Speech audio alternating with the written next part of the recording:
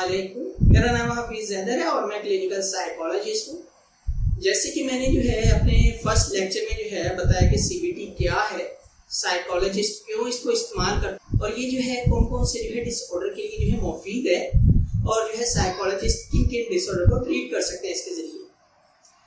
आज जो है सेकंड लेक्चर है सीबीटी का। आज मैं बताऊंगा कॉग्निटिव डिस्टॉर्शन के ऊपर जो है।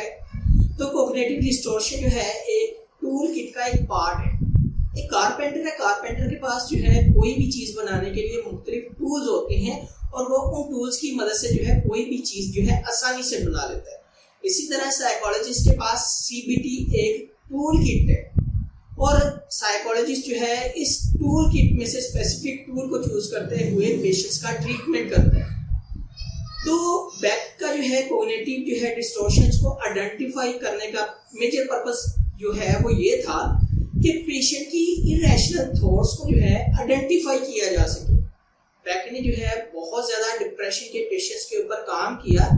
और उसने सोचा कि ये जो इनकी सोचें हैं, कॉग्निटिव थिंकिंग है, ये थिंकिंग स्टाइल है,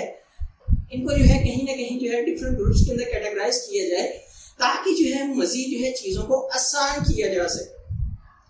तो कॉग्निटिव डिस्टॉर्शंस को जो है बेक ने आइडेंटिफाई जो है इस तरह किया कि डिफरेंट जो है अपने पेशेंट्स का डाटा को जो है एनालाइज किया,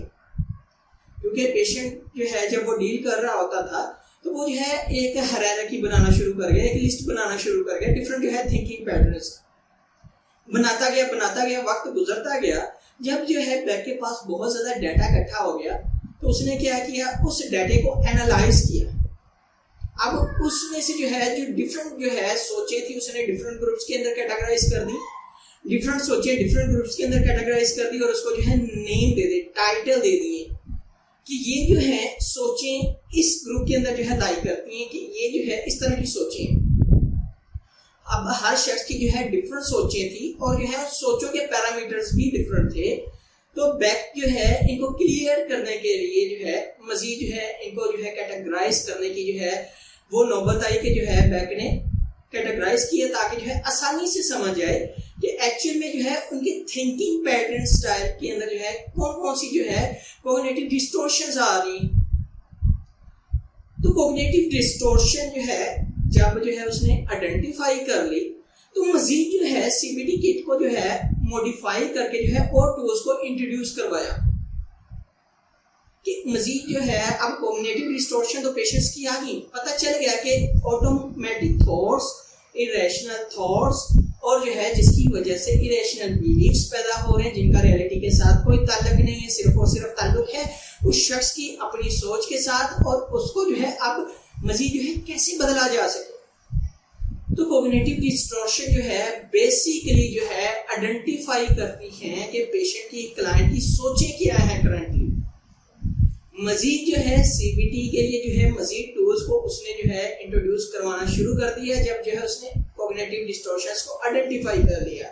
अब कॉग्निटिव डिस्टॉर्शन जो थी उसमें जो है नेगेटिव थिंकिंग से थी, ऐसी सोचें थी जिसकी वजह से पेशेंट जो है हमेशा जो है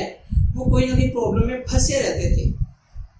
कि एक ऐसी मेजर जड़ थी प्रॉब्लम की जिसको जो है उसने आइडेंटिफाई कर लिया, मेजर रूट को आइडेंटिफाई कर लिया और उसको जो है डिफरेंट ग्रुप्स के अंदर जो है कैटेगराइज कर लिया।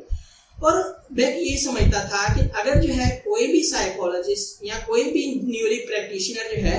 इन चीज़ों के ऊपर वर्क करे तो पेशेंट की आधी प्रॉब्लम जो है वो सॉल्व होना शुरू हो जाएंगी कि लंबे अरसे तक जो है पेशेंट का जो है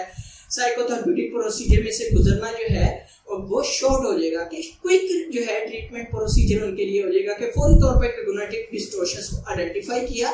और जो है स्पेसिफिक टूल्स की मदद से जो है उनको जो है हल करना चाहिए, क्योंकि ये जो है सीबीटी गोल ओरिएंटेड है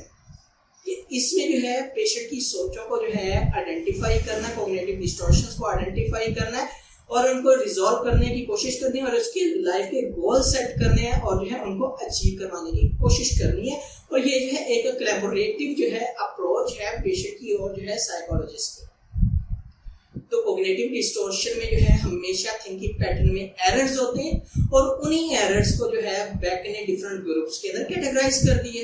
अब वो कौन कौन से एरर्स हैं, कौन कौन से जो है कॉग्निटिव डिस्टॉर्शन है, उसके ऊपर जो है मैं मजीद जो है एक लेक्चर नंबर 3 में जो है मजीद डिस्कस करूंगा कि कौन कौन से हैं और जो है हम कैसे पहचान सकते हैं कि अगर ये एरर है तो अगर इंसान या पेशेंट जो है या क्लाइंट जो है ये जो है सोचों का इजहार करता तो हमें जो है कैसे जो है इस कैटेगरी के अंदर जो है लेकर आना चाहिए। तो उम्मीद है कि ये वीडियो भी आपको अच्छी लगी होगी और अगर अच्छी लगी है तो आप लाइक भी कर सकते हैं, शेयर भी कर सकते हैं और इस चैनल को जो है सब्सक्राइब भी कर सकते हैं। कोई भी किसी भी किस्म का क्वेश्चन हो आप मुझे डायरेक्टली कमेंट बॉक्स में आप कमेंट कर सकते हैं या फिर जो है मुझे व्हाट्सएप के ऊपर व्हाट्सएप कर सकते हैं। तो इंशाल्लाह मिलते हैं अपने लेक्चर नंबर 3 में। तो दुआ में याद रखना। ओके, अल्लाह हाफिज, अल्लाह निगहबान।